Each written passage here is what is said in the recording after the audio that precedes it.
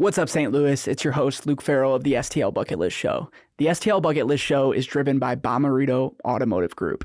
Bomarito is Missouri's #1 car dealership with over 20 locations, so I guarantee that there's one in your neighborhood. Since the 1970s, Bomarito has sold over 1 million cars, and John and the entire team made us feel completely comfortable when we picked up our new vehicle recently for the family. So I can't thank the Bomarito team enough for driving this episode forward, and enjoy the show.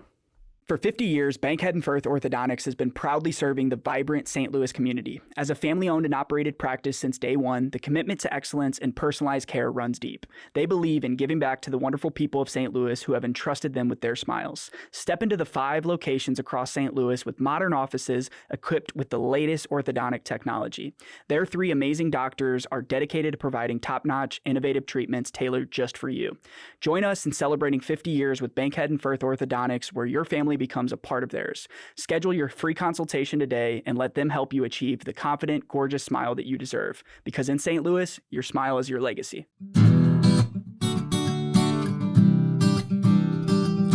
If you want to hear about St. Louis, tune in to the Bucket List Show weekly. Hear what Marissa and Luke say. It drops every Wednesday. Got a dope new guest every single week. Buckle up for the ride. Who's it gonna be? Who's on the show today? They rep St. Louis. What to do in the loo on a late night, or maybe what to do on a date night. Yeah, Bucket List has you covered. They know what's going on. What's going on? They'll give you, hey, 18 different things to do, or 19 if you need one more to choose. Yeah, this city is a place we call home. A place we call home. Yeah. Hey guys, welcome back to the STL Bucket List Show. I am your host, Marissa Farrell. And I am your other host, Luke Farrell, and we are back for episode 130. That's a lot of weeks in a row. It's a lot of weeks. Yes, it is. Marissa is back again on the episode. I know you guys have been asking. We've been getting a bunch of emails like, I haven't been listening because Marissa hasn't been on the show. Oh, have you? Yeah. Okay. So. All right. See, I'm the gold here. But guys, I want to just shout out our incredible partners for allowing us to keep recording this show: Bomarito Automotive Group, Four Hands Brewing Company, the Regional Arts Commission of St. Louis, and our newest partners over at Birch Tree Recovery. We've been starting the Mental Health Minute, and it's been really fun and exciting to get to talk to some of our guests like that. And then thank you guys for listening each and every week. We want to continue to highlight the people, places, and events that make St. Louis special. So one of those people here today is Josh Allen, fellow podcaster. Thanks for having me today. Yeah, absolutely. Founder of Companion Baking, but also the host of the Baked In podcast. So yeah, I think, trying to do it all just like you. One of the things that I really like about your podcast is how deep the business stories that you get with some of these entrepreneurs. You've had people in the hospitality space, you've had people inside St. Louis, and now I've been seeing you guys been interviewing some people. The one you had last week of outside St. Louis, like people doing some stuff in Colorado and different things like that. But I wanted to kind of peel back the curtain a little bit to learn your backstory, because I hear you talk to all these other people, but sometimes I don't get to hear, where you came from, your roots to St. Louis, and kind of growing up. So if you want to get into your childhood. That's the introverted me, who's much more comfortable asking questions. So if I turn it around on you at some point, then go ahead. Just sort of know that's coming. Oh, yeah, we get it. We do the same. I'm like, and back to you. Yeah, but I grew up in St. Louis, grew up in the food business. So my family had a company called Allen Foods, which was a broadline food distributor that eventually got purchased by U.S. Foods in 2002. But my dad had run that company with some cousins and brothers-in-law and his dad. They were third generation. It was a 100-year-old business when they sold. And, I grew up going into the back of restaurants and country clubs and all kinds of kitchens on the way to soccer games, and on the weekends making deliveries and taking care of customers. And then worked there in high school, driving the van, answering the phone, sweeping the freezer, doing whatever, kind of being introduced to the business that way. My grandfather was a big believer in, it's all work and it's all got to be done. And just wanting to make sure that we did everything inside the organization. My sister worked there, my cousins worked there, and it was a very entrepreneurial family. And so it was always sort of ingrained in me, as much as I think I always thought I was going to go into that business. Certainly the idea of going into business was always there for me. In the forefront. So you talked about your sister working there with you too, and then just it being a family business. Is that something that just some of the lessons that you took from your own experience that you've implemented in your own business? Yeah, I mean, I think, it's so all-encompassing business to begin with that it's really wonderful to work with people that you have just complete trust in, and people that you know are going to be there when it gets hard and to be there to celebrate with. And so I started the business early in 1993. My sister at the time was still working for Allen Foods. She was a sales rep for a while. Then she became a sales manager. And as my family sort of made the decision internally to put the company up for sale and sell, she sort of, obviously was aware of what was going on. And we opened our first cafe in Clayton in 2001. And so I had sort of reached out to her knowing that there was going to be a transition for her most likely, and asked her if she wanted to come do that. And she had been in and out of kitchens obviously for years and years and years, supporting chefs, understood what she was getting herself into, but hadn't really ever worked retail or restaurant specifically. But she came on board, sort of with the attitude that we've always had. And she joined me then, and that's what she's been doing for the last, I guess it's now 23 years, is running the cafe for us, and multiple cafes at a time, and now back to just the one in Ladue. Wow. So That's 31 incredible. years? 31 years, of yeah. business, older than we are? I didn't even tell her to say that, Josh. I didn't even tell her. I didn't even show her my notes. 31 years. 1993. 31 years in business for one is, it's a lifetime that you've been working on this thing. And Well, it's not my lifetime. not your lifetime, but in considering 31 years working on one thing, hyper focused on one. But I wanted to kind of go back to before you started in 1993. So you graduated Stanford in 91, and were you set on coming back to St. Louis, or were you looking at different opportunities outside of that space? I went to school to learn how to think. That's what I kind of always told myself. And so I was an American Studies major, which meant that anything with America in the title counted toward the major, and took drama and law and just all kinds of improv, and took all kinds of crazy stuff at school, because I never thought I was going to go to graduate school, which I didn't. I really kind of always sort of had, I don't think it was a safety net, but it was just sort of an expectation that I was going to come back and work with my family that I would have loved doing. But when I graduated, I was racing my bicycle and racing triathlons, kind of as a engaged amateur, and was really interested in seeing sort of, if I had a couple years, like what that could look like for myself. And so I needed to work I was in the Bay Area. It was already a great place to be, and I needed to work at night or overnight in order to be able to train during the day. Right. So first I took a job in a restaurant, worked there for a while, and then ended up getting a job in Whole Foods. I think it was the 5th Whole Foods in the country at the time, because they were opening in college towns across the country. Sure. So I worked in the basement with a number of guys. I was the only English-speaking guy in the basement working overnight at Whole Foods, and I just fell in love with making bread.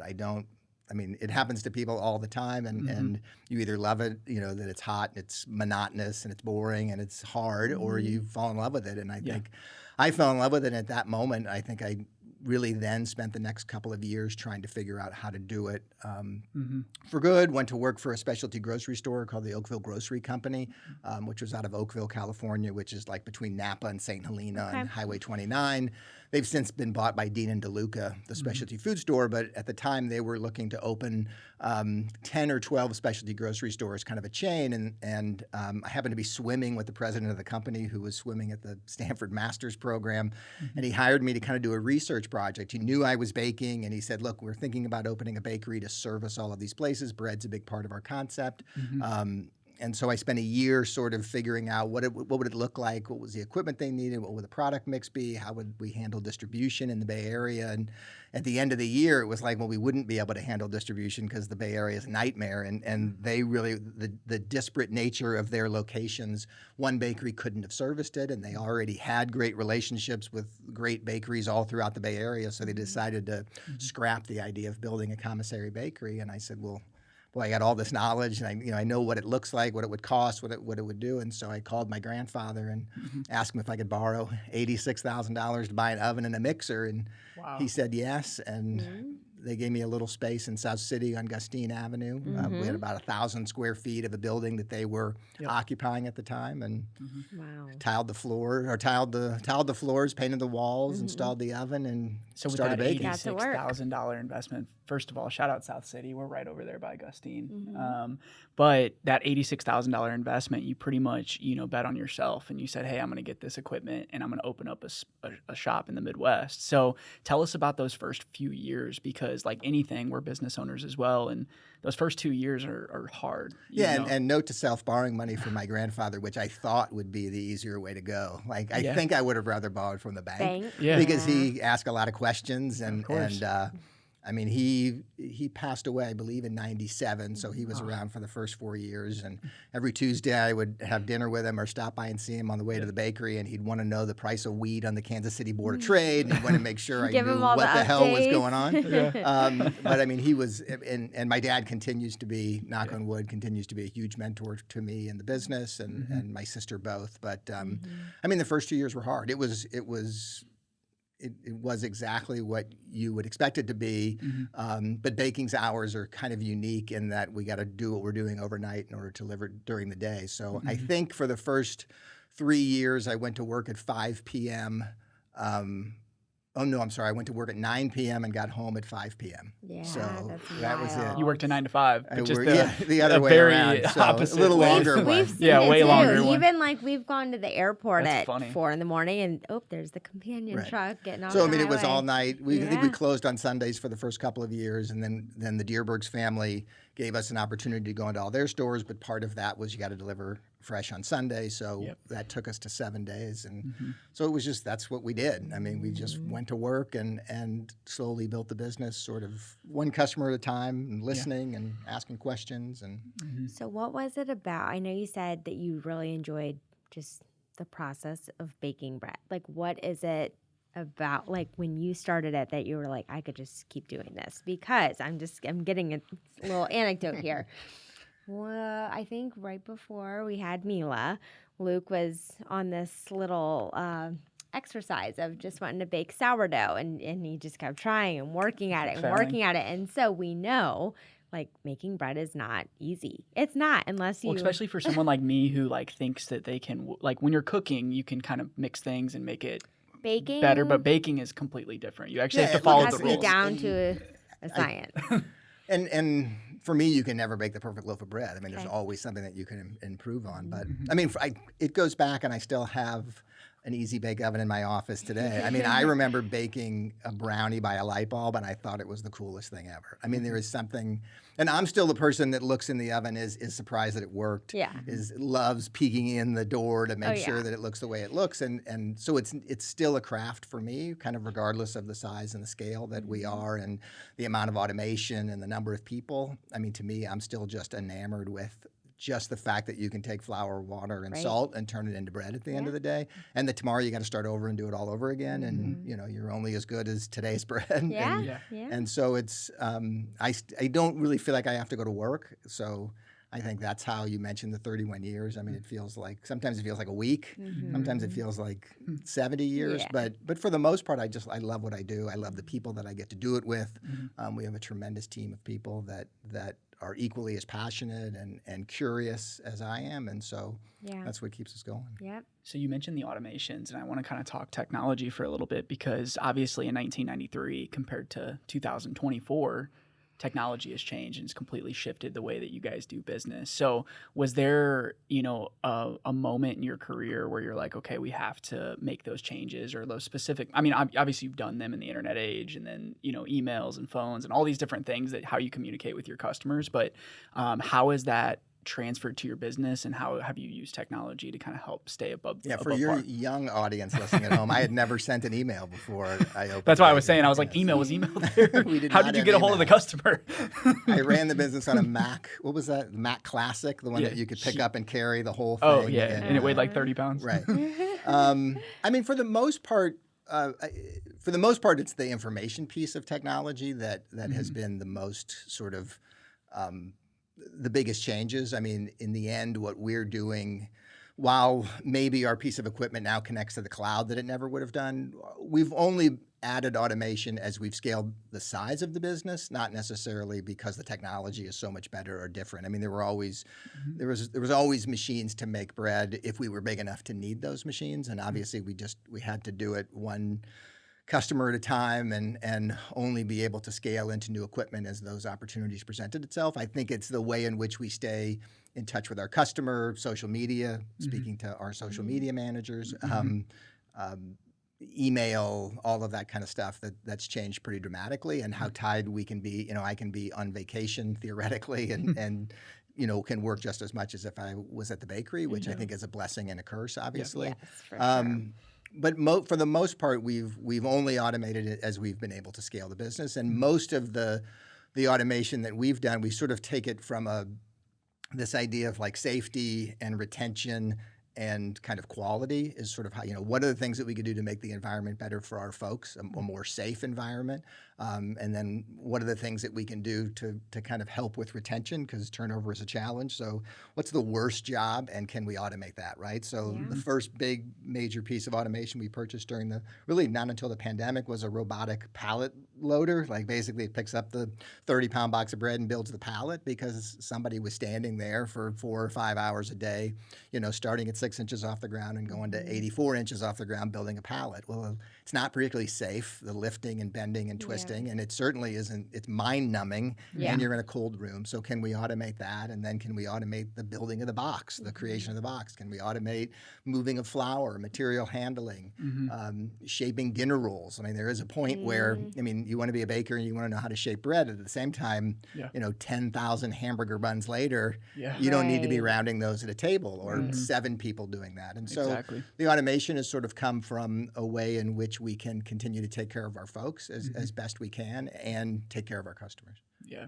No, that's interesting. So I feel like even just what you just touched on, like taking care of your folks and your customers, ties into the name Companion. So what does that mean to you? Well, the Latin root of companion is campane, which means with bread. So a companion was someone with whom you broke bread or shared bread. But it really has been a great name for us. I don't know 31 years earlier if I would have really appreciated that as much as, I guess, as a Stanford graduate, I thought it was, there should be a little bit of backstory to the name. But it's been great. I mean, it really is. We refer to our own team as our companions, and we refer to our customers as our companions. And so that community that we're trying to build in St. Louis and beyond as we continue to grow is hugely important to us. And it's a big part of what gets us all out of bed in the morning or at night, depending on where we're coming in. Right. Yeah, I love 31 years just go like that. And I love the 4 C's too, the, companions, our customers, our community, and our company, kind of exactly what you just touched on. And it's funny how a name turns into something later on compared to why you picked that name 31 years ago, and now it's like what that name means to you now. Or the mission of your business. Exactly. But I wanted to kind of talk a little bit more about some of the publications that you guys have been featured in. Obviously, you've been doing this for a long time. You've been featured in publications. You've spoke on TEDx stages about your processes and your TEDx talk. If you could remind the audience a little bit, I'm going to put a link in the show notes, but you talked about some of the impacts that you had on waste and different things that you're doing. So I grabbed a little statement from your website on the impact in 2023, and it's 45,000 pounds recycled, 396,000 pounds composted, and then 39,000 pounds of waste averted thanks to ideas from bakers. I just grabbed that from your website. So that was a big commitment to you, because in some of these speeches that I heard you talk about, there was moments where you guys were wasting so much and you had to make hard business decisions to kind of change the trajectory. I mean, I think a lot of people sort of look at that profitability or operational efficiency or whatever you want to call it as kind of mutually exclusive from sustainability or environmental responsibility. Right. And to be completely transparent and honest, we came to the sustainability objectives and models because of the lack of profitability and a lot of the challenges. So we moved into the new bakery in 2015. So we bought the building in 2014. We had been in South City for 22 years. Our business had started to skew towards frozen, selling some stuff to my family's old company when they were at US Foods. We had a couple of customers outside of St. Louis that wanted product. And then really it was Lucky's grocery store. I don't know if you remember Lucky's grocery store. There was one in Rock Hill, but they were in Columbia. They started out of Boulder, and they sort of grew across the country. And we happened to help them with an issue in Columbia when they first opened. It was like their 3rd store. And they reached out and said, look, we're getting ready to grow this business across the country. We'd like you to be our supplier. And we said, well, that's great, but we got no ability to, like, we can't make frozen bread in South City. We don't, I mean, we were freezing bread in tractor trailers parked up against the side of the building. It really wasn't the way to do it. And so we found a building, kind of retrofitted it, and opened into the new factory in 2015, sort of to grow with Lucky's, which we did until, unfortunately, they went out of business right before the pandemic. But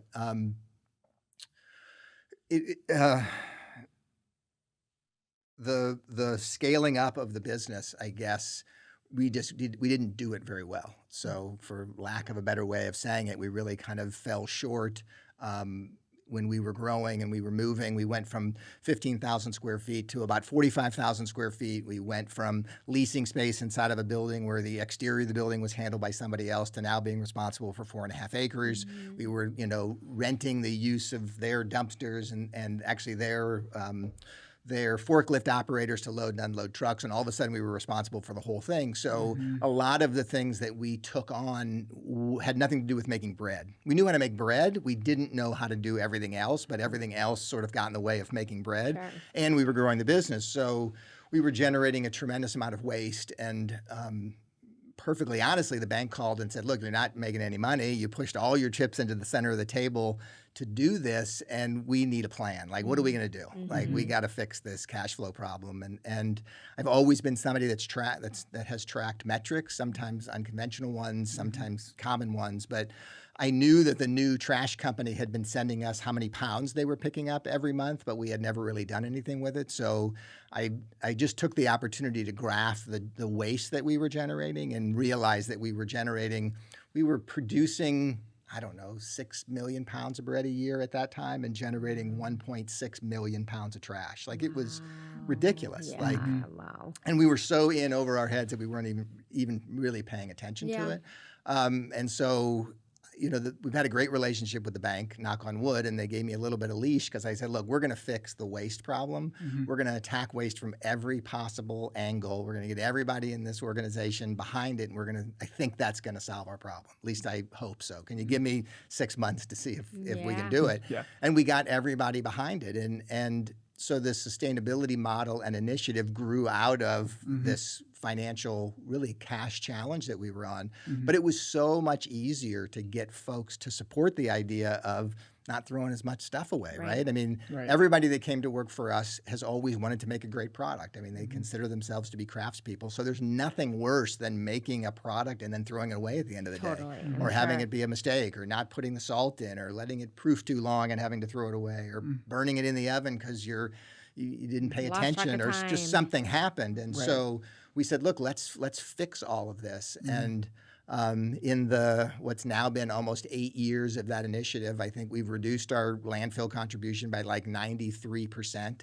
We've gone from the 1.6 million pounds of trash down to, I think, about 112,000 pounds of trash. And in addition to that, we've started diverting. I mean, we're still generating more waste than that. We probably generate about 400,000 pounds of waste, but a huge piece of that is diverted now. It's either composted, or it's recycled, or it's donated, or something happens. We didn't have any of those programs in place when we started. Exactly. And so it really transformed the culture of the business, and it's been a huge piece.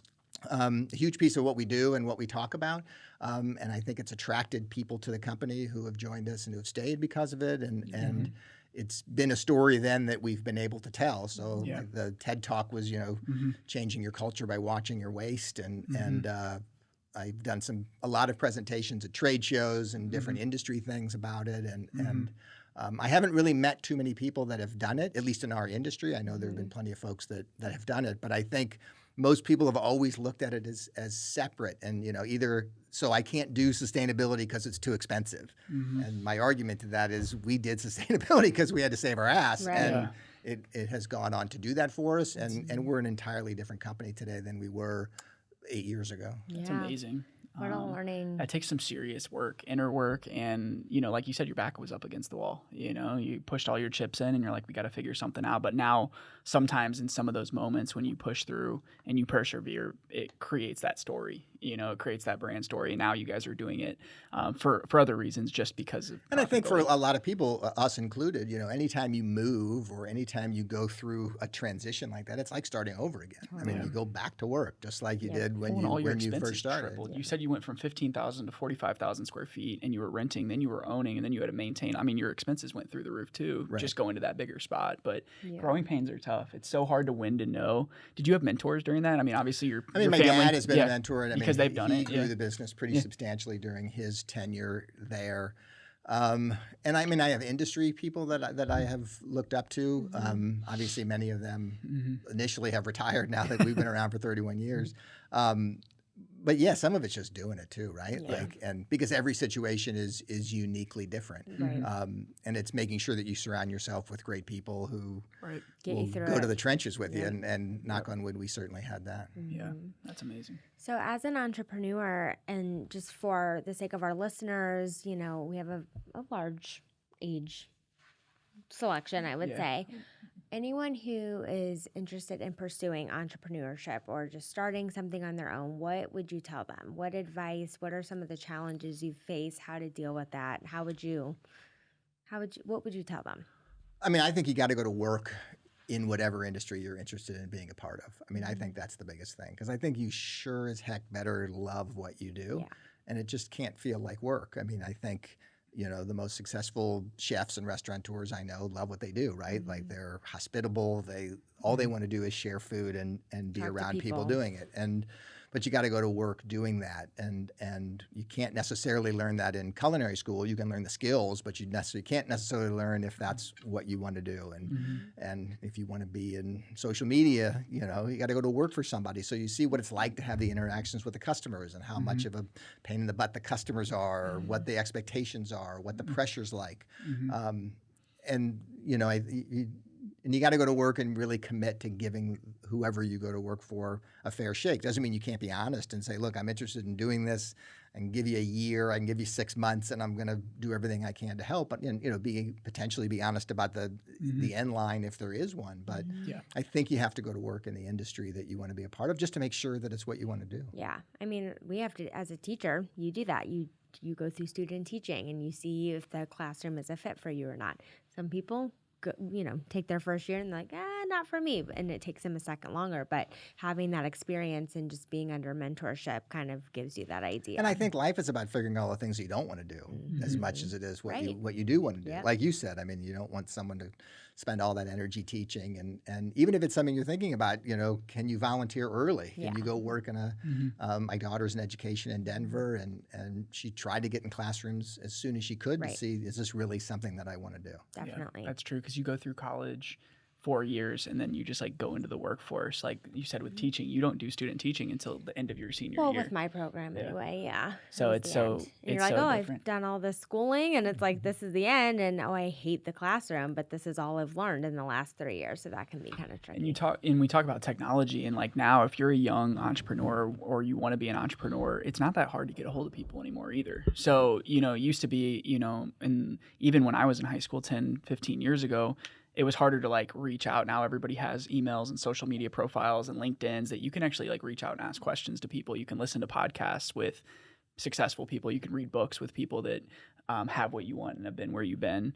But I want to talk about an aha moment, because every entrepreneur has this aha moment in their journey. And you've been on this journey for 31 years. You've worked with some of the biggest brands in St. Louis, in the hospitality space, but also across the Midwest, and now some brands all across the country. So was there a certain aha moment or customer relationship or day that you went through that you're like, wow, like we're really, like something you called your dad and was like, hey, we did this today? Was there a moment that you could call to that? Or I'm sure there's been a bunch over the years. Yeah, I but- mean, I think there are a few. I think one, I remember it was probably 97, 98. We decided to get into the pastry business. We had been, my grandfather told me to shut up and listen to your customer, and he'll tell you how to grow your business. And we had done that. So when I first started, there were, 2 customers. I wanted to sell bread to Mr. Bomarito at Tony's, and I wanted to sell bread to Bill Cardwell at Cardwell's, because everybody worked for one of the 2 of them at some point, and you feel like if I could tell the story that they've invested in me and are willing to see what we could do,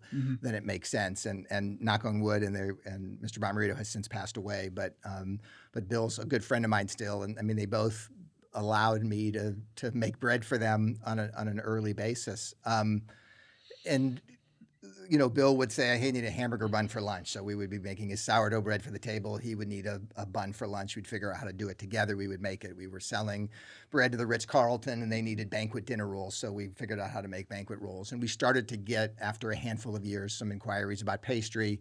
And so we decided to kind of do like this, I don't know, like a focus group basically of all of our good customers. So we called I guess it was the Hyatt at Union Station at the time, and they gave us a room, and we invited like 25 of our best customers who I knew potentially could do it. We spent like 3 days creating this whole display and spread of pastries, all these things. And I've got, we printed all these notes out on all these tasting like pads to get people to ask questions. And we were going to go figure out, is it blueberry or cherry Danish? Like, how are we going to take over the pastry business?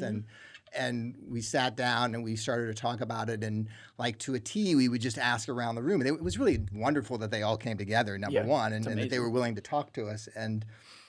But in the end, every single one of them was like, we were like, tell us which flavor you like. Tell us what size, like small, like what's, and they were all like, can you be here at 5 o'clock in the morning? I was like, what? Well, can you be here at 5 a.m.? That's all that, like, well, what about the flavor? How much butter, size? They're like, look, we know you're going to make a decent product. Like, we're not worried about that. Can you be here at 5 o'clock in the morning? Because nobody wants to call, no chef or manager wants to call that the pastry guy didn't show up. And I mean, the aha moment was, look, it's about service, stupid. It's about the relationship. It's about trust. It's about all of these things. Right. Once you have that, they'll believe that you're going to make a good product. I mean, obviously, in the end, it still had to be a good product, but that wasn't the relevant point to them. They were hoping to sit down with somebody who was going to solve their problem, which was, I don't want to have to run to the grocery store or run into work at 5 a.m. when I have to be there till midnight to fix a problem in the morning for pastry. And so it was, I didn't have any distribution. Like, we didn't have any idea if we could get there at 5. That was actually ended up being a much harder problem to solve. You're like, yes, but you still said yes. You're like, yeah, of course. But that was, it was really a big moment, and that's been a big piece of all of our relationships now. Yeah. Every time we have a brand partner that we're getting ready to work with, we really try to solve. Sometimes it's the size of the box. Sometimes it's the inner pack. Sometimes it's which distributor to go to. Sometimes it's an ingredient declaration or an allergen. But a lot of times you just have to keep asking questions. And it's not. We talk a lot about that. We want to help our customers tell their story. Yeah. We don't believe it's our story to tell. Like, it doesn't. Especially for food service, the bread's in a plain bag. They're they're putting it on a plate or in a box or in a bag or something, and it's their story. Yeah. And we want to be the kind of people that help them do that. And so we're not attached. We don't have any emotional attachment. I mean, we want it to be a great product. Yeah. It's going to be clean label. Like, those things are important to us. The values in which we go to making bread, but what the crumb texture is like, what the crust is like, the size, the shape, sliced, unsliced, we're not really attached to it because it's not for us. It's for them. Yeah. And we just have to keep asking questions to help them uncover that. And sometimes it takes people a while to realize that we're actually being like truthful in that, because it's not all that common that we're but it really is. It's really trying to figure out how we can help them. And that all started with that day when I just heard that their problem was delivery time. Their problem wasn't cherry versus raspberry versus blueberry versus cheese. Because there's a lot of people, like you said, that can make a good pastry, but it's like, do you solve the issue of getting there at 5 a.m.? Like, most those entrepreneurs are just like us. They just want that consistent service, and that's what you guys. And now you've continued to show up each and every day. And there's plenty of people, as you know, they can put good social media posts together, but can they do it week after week, month after month? Are they going to show up? Are they going to analyze the response and talk to their customers in a way, like all of those things? All of it matters. It is perseverance and grit and just stick to itness. I agree. So to that point, I love that you brought. I wish that people could still do that. I feel like now people do webinars and stuff, but like getting everybody in a room to ask questions too. I mean, that's rare that you can get 25 of your customers. I don't know if they could get them in a room today. Yeah, maybe on a Zoom. Yeah, it's crazy. But on my couch. That's like how you see market fit, because you're like, sometimes you were probably more involved then, but like you don't even see your customers every day anymore. So it's really hard to get that ear to the streets until you hear something. Usually you won't hear something until something goes wrong, and then you have to solve an issue or something like that. Yeah, and the pandemic really put a wrinkle in that. Mm-hmm. Just the world hasn't really returned to that from a Right. sales perspective Yeah. or Right. from a customer relationship perspective. I mean, Yeah. and an email's the worst. Yeah. Like you can't denote tone, you can't Yeah, it's express tough. like It's tough. passion. Like it's just email's hard to, Yeah. to have that relationship It with. is really true. tough. So to piggyback off that point, was there a specific brand or restaurateur? Were those like Tony Bomarito and those people? Like, was there like a specific person that really like when you locked that deal down or you got that deal that like really elevated your career, at least in the St. Louis I mean, market? Bill Yeah. most specifically, and Yeah. I mean, because everybody worked for Bill at one point or another. I mean, Yeah. Cardwell's, he had Clayton and Frontenac for a while, and he was just such a meticulous entrepreneur. He was well traveled. He was, I mean, he'll say it himself. He was hard necessarily to be a vendor to sometimes, but he made you better every day. He made us better every day, and he introduced us to a lot of people. And Yeah. so, I mean, without question, that's sort of where it started for us. And then over time, I mean, knock on wood, now we have some great relationships with Gerard Kraft and Kevin Nashin, and there are they have sort of in many respects taken the mantle from Mr. Bomarito and Bill Cardwell. I mean, I think moving forward, but there's great restaurateurs now, and the diversification of cuisine, which didn't always exist for 31 years in St. Louis. I mean, we have a really, really amazing independent restaurant community. So much different than other cities Oh, our yeah. size. I think Yeah. it's nothing.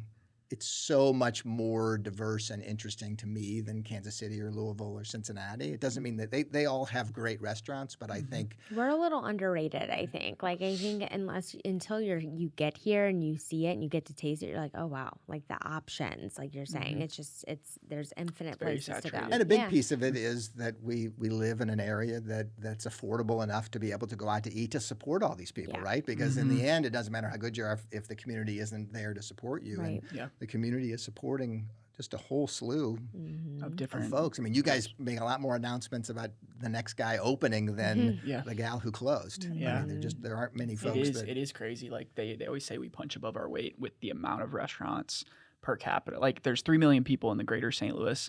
It's hard to look at St. Louis City because there's only 300,000 people that live in the city limits, but all these restaurants. But then it's very competitive. But I noticed with St. Louis that I don't see anybody being that competitive, at least in the hospitality space. It's a lot of referrals. A lot of people are eating at each other's restaurants. Uplifting. Kui from Nudo House had this thing of like he was helping restaurants get materials that he had to go to Chicago to get during the pandemic. Like he was helping other Vietnamese restaurants. Like people are helping each other. Where like in a Chicago, it's like, why would I help the guy down the street, or something like that. And we 'cause they're a certainly have competitor. the proliferation of Yeah. chains, but for the most part, the chains really have been kept away. I mean, the Cheesecake Factory it was 15 years after they had been in Kansas City did they finally open here when they opened at the Galleria, and it's just they're not nearly as prevalent here as they are in many other communities, and there are definitely multi-unit operators here, but a lot of them are local. I mean, even somebody like you mentioned, I had Line's Choice on the podcast before. I mean, it's really a local St. Louis brand Right. as much as it is Line's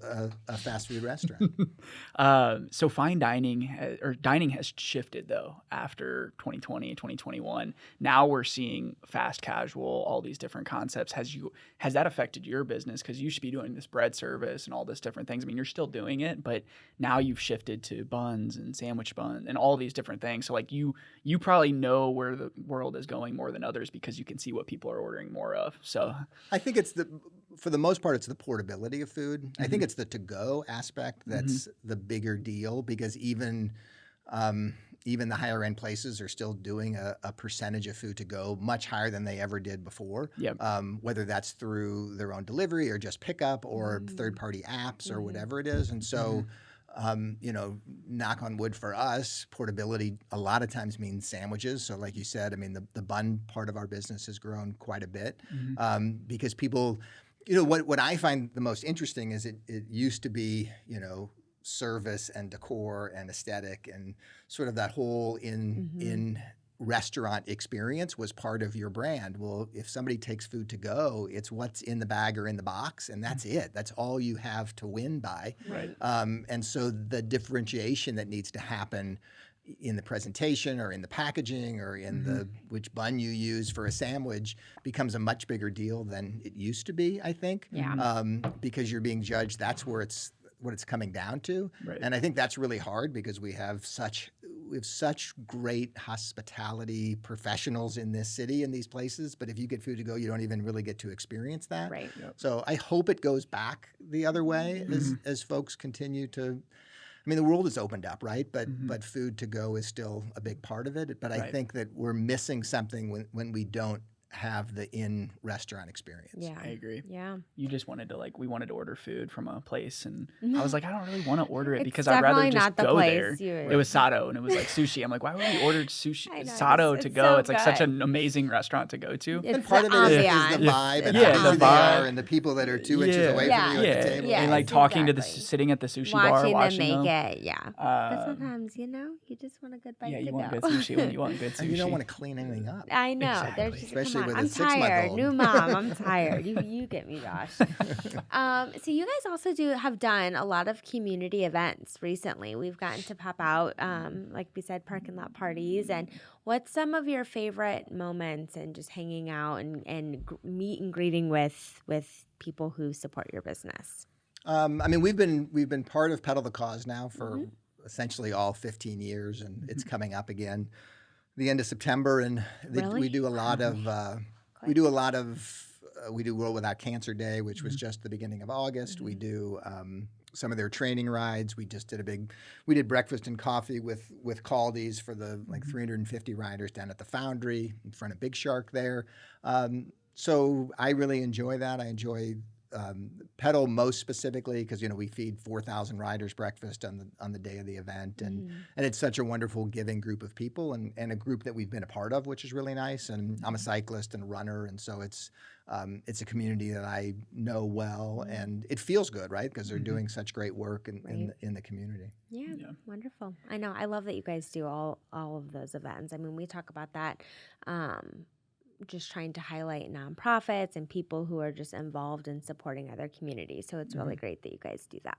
And there's so many great people doing so many great things in St. Louis. Again, very similar to the restaurant community. St. Louis is a big nonprofit city. We've done a ton of amazing things. So I want to take a quick break for our mental health minute. So the mental health minute is a new segment Marissa and I started with Birch Tree Recovery, and it's really to focus on people's mental health. We talk to a lot of business owners. We talk to a lot of people that do incredible things, but it all comes down to how strong you are mentally to go through this. So you're a father, you have 5 kids, a business owner for 31 years.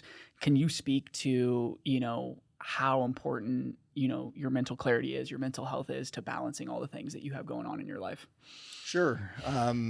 I mean, my wife, Melissa, and I both are big believers in all the tools in your toolbox, right? So whether that's therapy or medication if needed.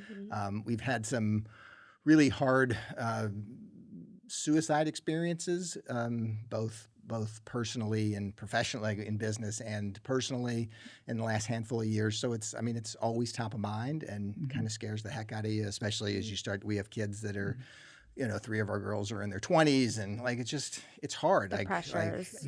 I'm in my 50s, and I'm glad I'm not in my. Sometimes I wish I was in my 20s, but now I really don't think so. It's just hard, all the pressure, and so.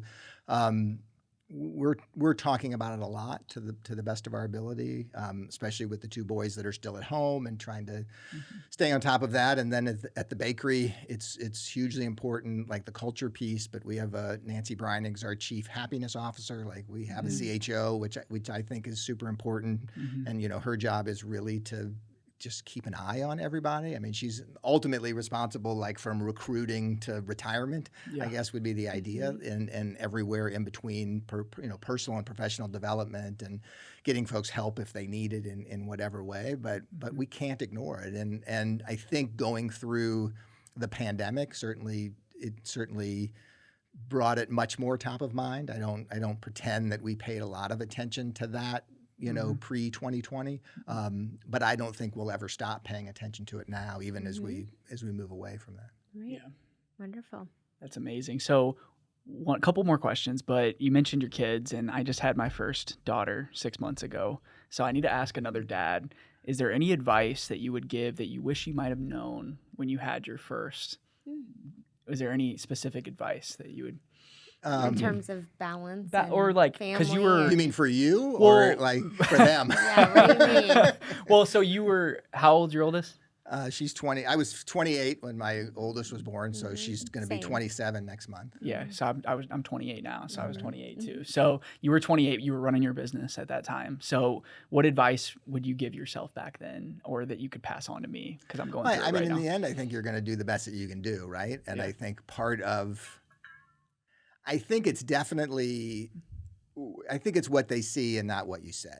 I mean, I think in hindsight now, and while I probably gave some good speeches back in the day, like I think they see that I went to work every day. They see the way that I treat other people. They see that the way I treat myself. I think all of those things, how I prioritize exercise or the way I eat or my relationships with them, my relationships with their mother, like all of those things, you can't fake any of that and you can't talk your way through it. And so, be who you are and just realize that they're watching all the time. And look, it's a lot like being a business owner. I tell people all the time, like if you own a business, you're going to pick up the trash when you walk in from the car to the business. Like somebody's watching, and one, you should pick up the trash anyway, but two, you've got to constantly be setting the example. And the day that you walk past the trash is the day that you make sure everybody knows that it's okay to walk past the trash. And I think it's the same with your kids. And look, I didn't always do it well. I was tired. It got overwhelming at times, but I think in the end, that's what they tell me today, is that it's more about the example I set than anything that I ever said. Yeah, that's incredible. Good advice. That's it. And that's it. I mean, really. Well, it is the STL Bucket List show. Truth. So I know we talked about the STL Bucket List. So just to give you a little backstory on how we started the brand is we were from St. Charles. We were dating. We moved to South City, kind of like the story you started out your business in South City. So we moved off lands down in Brannon, kind of Southampton area. And when we moved to St. Louis, I think how old were we together? 22? It's been 6 years? So 6, 22. 7 years? So we were 22 years old. We were young, and we loved Chicago. We loved all these big cities. They have all these amazing things, but we didn't see like a social media account in St. Louis like highlighting them the way that a 22-year-old would want them highlighted. So we were anonymous, and we created content around these places that we went. So if we went to brunch one day, we would take a picture. Nobody knew it was us. We just went under the tag STL Bucket List, and we would post the pancakes we got or the mimosas or whatever. And then eventually during the pandemic, You're never going to go to brunch again, right? Oh, we have Like, we have like, not it's, went to it's brunch. over. I haven't gone to brunch now for 27 years. The other day So- said, I really would love to go to at least not with each other. You're never going We to were, go to Not with watching, brunch each we again. were other. watching a TV show, and they were going to brunch. And We're I like, was like, damn, that looks nice. Brunch sounds fine. Like, I would love to just go It's to over. brunch. Like, I hate to say that. We haven't even went to a new restaurant. Her dad was like, "What new restaurants?" Because everybody thinks we're the restaurant people. Like, what new places you try? Remember, I asked you this, and you're like, "Dude, I don't know. I go to the same spots Right. because I know that they're good." But basically, yes. So we got it in then, and now we Never have now our brunch team again. gets to, now our team gets to reap all those benefits because they get to go check out all the new spots. But The youngins. we just early really 20-year-olds we do really it. created it to just highlight the places that we loved local business, and we loved our neighborhood that we lived in, and we loved all these things, and we didn't know it was going to be like this. It was just we were passionate about what we were doing, and we created this page, and now we have the podcast, and we have a team of people that are helping other businesses on social media. But that's kind of the story of STL Bucket List. But we always go back. Everybody's like, what's on your bucket list? What's some of your favorite spots to go to? So you sent me a list a while back of some of your spots. But if Well, somebody I told you that because I sell to restaurants. a lot of different restaurateurs, I can't tell you what my top restaurants your are. food are. So you Because kind I of went can't- out of the box a little Right. bit. So what are some of those spots, like when people are coming in town maybe to come see you, or when you do get a date night or you get to get out of the house, what are some of those places that you're going to? Or experiences. Like, even if it's like go to a show at the Fox or, whatever. Right. Yeah. I mean, like I mentioned, I'm a big runner and cyclist, so and hiker. So for me, it's Castlewood or Greensfelder State Park. I think those two both. What I didn't talk about with my own mental health is just the clarity that I get from just getting outside. And so those two places, especially, they're within 25 or 30 minutes of where I am, especially if I'm going early on a Sunday morning when there's not much traffic. And so those two places both. I mean, I mentioned, without picking a particular spot, I mean, I think what they've done at the Foundry is just really, I think it's really special for St. Louis, and it's a great place. We have a lot of people that come visit us who have kids. And so when a family comes and now you've got, a lot of adults and a lot of kids, and how the heck are you going to pick a place to eat, and how are you? Nobody wants to sit still, which is why you never go to brunch. The Foundry is a great place to go, and everybody gets what they want, and then you go look at some sneakers, and you play go home, golf or mini golf or whatever. Yeah. So the Foundry's on the list. I mean, we are season ticket holders in St. Louis City. I think what City has done has been so tremendous for the city, and as a former soccer player, like, it's really cool, and it's great to share that experience. We got season tickets mainly to share with our companions, and so we've done our best to give most of the tickets away, and our team loves going to see it and experiencing it because it is such a special place and a special experience, and so. That would be another thing that if we get out and do that kind of stuff. So that's amazing. And you get to eat at the city. I mean, absolutely. We just went to the game recently, and it was one of our first date nights actually. And we were like, yeah, we're gonna go to the city, and then we made a list of all the restaurants we were gonna hit during the stadium. I mean, we spent like $150. We just ate good. It was crazy. Happy. We were like, I'm gonna get a pretzel. I'm gonna get this. I'm gonna get this. I'm gonna get this. And I was like. Best. And then we missed all the goals because we were eating. We were standing in line. Awesome, yeah. But no, that's incredible. But yeah, there is a lot in St. Louis that I think that for families, for, like you said, just things to do. The Castlewood one's a great bucket list spot. I forgot how great that's going to look really great in a month or so once the trees start to kind of bloom a little bit. Yeah, so beautiful. Well, Josh, I appreciate you for taking the time. I know it's Monday, it's busy, but I appreciate you for taking the time and coming on our podcast. I know I've been on yours, which was amazing, and I actually got some emails from that of people that liked that episode. So I meant to share some of that stuff with you. You did a great job. Yeah, it was cool. He put me on the spot. I forgot to listen to it. I haven't even. I know. So we work so hard sometimes that we get home and we don't even tell each other what we did because we do. I don't know if you've been there before. Like, she's like, I didn't know you did that. I'm like, well, I just do a lot of stuff during the day, and then I just. Well, usually it's a high five and the other person's going out the door. Seriously, a trade-off. But I appreciate you guys for tuning in, and we'll see you next week. Thank you. Today they rep St. Louis, yeah. They rep St. Louis. They rep St. Louis.